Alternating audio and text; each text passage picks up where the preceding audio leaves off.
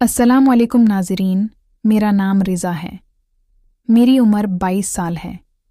मेरी फैमिली में टोटल 4 अफराद हैं। हम 2 भाई और अम्मी अबू मेरी एक बहन थी जिसकी शादी करह दी थी और वो आदाद कश्मीर में होती है। मेरा बड़ा भाई 30 साल का है और वह शादीशुदा है। इसका नाम सकलैन है। मेरा भाई सकलैन हमसे अलहदा ही रहता है और अम्मी अबू के साथ में ही रहता हूँ। घर में हम टोटल 3 अफराद ही रहते हैं। हमारी फैमिली काफ़ी स्ट्रांग थी और हमारे पास दुनिया की हर उसाइश मौजूद थी। मैंने अपनी तालीम मुकम्मल कर ली थी और अबू का कारोबार संभाल लिया था। मेरे अबू की कपड़े की दुकान थी और हमारा काफ़ी अच्छा काम चलता था। मेरे अबू अब काफ़ी बूढ़े हो चुके थे और उन्ना से काम काज नहीं होता था, इसलिए कपड़े की दुकानें मैंने संभाली थी। हमारी कपड़े की 3 दुकानें थीं।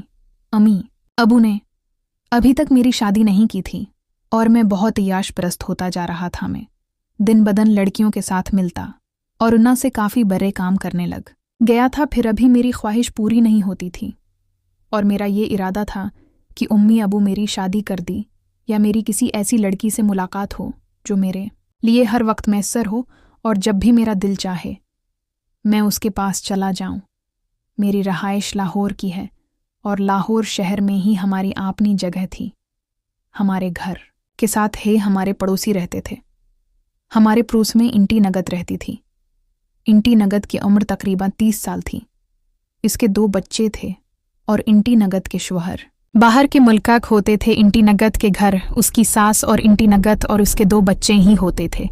इंटी नगद के शौहर तो बाहर के मुल्क जाप करते थे, उस लिए इंटियक भी कभार मुझे बुला लेती थी और मेरे से कपड़ा लेने भी होती थी।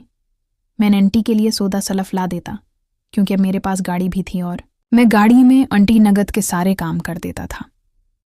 आंटी नगद मुझे अपने ससुराल भी ले जाती।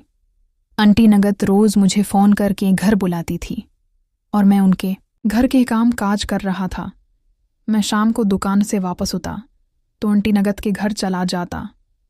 आंटी नगद 30 साल की खबरों आवर खूबसूरत नौजवान औरत थी और इनकी खूबसूरती के पूरे मोहल्ले में चर्चे थे। लेकिन इंटी निकत नहीं आज तक किसी भी मर्द को लफ्ट नहीं करवाई थी और ना ही वो किसी लड़के के साथ ऐसा ताल्लुक बनाती थी क्योंकि उनके शौहर बाहरत थे और मैं बहुत परेशान था कि न जाने क्यों इंटी नगद मेरे अंदर इंटरेस्ट नहीं लेती और मुझे लफ्ट नहीं करवाती। मैं ये भी सोचता था कि न जाने कौन इंटी नगद की ख्वाहिश को पूरा करता है क्योंकि उनके शौहर तो बाहर के मुल्क होते हैं, इसलिए उनकी ज़रूरियात कौन पूरी करता होगा। एक दिन हमें शाम को 10 बजे दुकान से वापस या तो आंटी नगद ने फ़ोन किया था कि रिज़ा घर आकर मेरी बात सुन जाओ। मैं उस दिन आंटी नगद के पास चला गया तो उनकी सास बीमार थी। मैं उनको हॉस्पिटल ले गया था।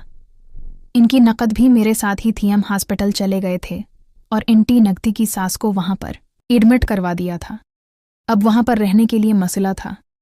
इंटी इंगाह तकीली नहीं रह सकती थी, इसलिए उन्होंने मुझे कहा था कि आज की रात तुम हॉस्पिटल में ही रख जाओ और हमें घर छोड़ो। मैंने अपनी गाड़ी स्टार्ट की थी और इंटी नगद को उसके घर छोड़ने चला गया था। रात 12 बजे का टाइम था और मैंने अपने घर भी बता दिया था कि मैं रात को हॉस्पिटल में रहूँगा। आंटी नगद की सास हॉस्पिटल में है। मेरे घर वालों ने इजाज़त दे दी थी। मैं आंटी नगद को उनके घर छोड़ने गया तो आंटी नगद ने मुझे अपने पास बुला लिया था और अपने कमरे में ले गई थी। आज आंटी अंक ने बहुत खूबसूरत ड्रेस पहना हुआ था और वो बहुत इंतहा की क़यामत लग रही थी। मुझे उनकी अदाएं बहुत अच्छी लग रही थी। मैं आंटी नगद के पास चला गया था और आंटी नगद से फरमाइश कर दी थी कि अब बहुत खूबसूरत हैं। आंटी नगद कहने लगी थी कि तुम क्या चाहती हो। मैंने कहा था कि मैं आपके साथ वो प्यार करना चाहता हूँ। इंटी ने गद भी मान गई थी और मेरे साथ करने के लिए राज़ी हो गई थी। मैंने इंटी नगद की बैटरी में जब अपना चार्जर डाला तो मुझे काफ़ी मज़ा आया था। इंटी नगद की बैटरी बहुत तंगोर थी और मेरा चार्जर जब इसमें चला गया था तो मुझे काफ़ी सुकून मिलने लगा था। अब मैंने इंटी नगद से सुकून ले लिया था और हॉस्पिटल चला गया था। इंटी नगद की सास को 2 दिन बाद छुट्टी हो गई थी। अब मेरा जब भी दिल करता मैं इंटी अंगद के घर चला जाता था और उस सेवा सुकून ले लेता था।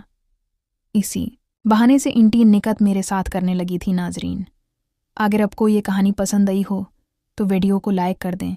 बहुत बहुत शुक्रिया।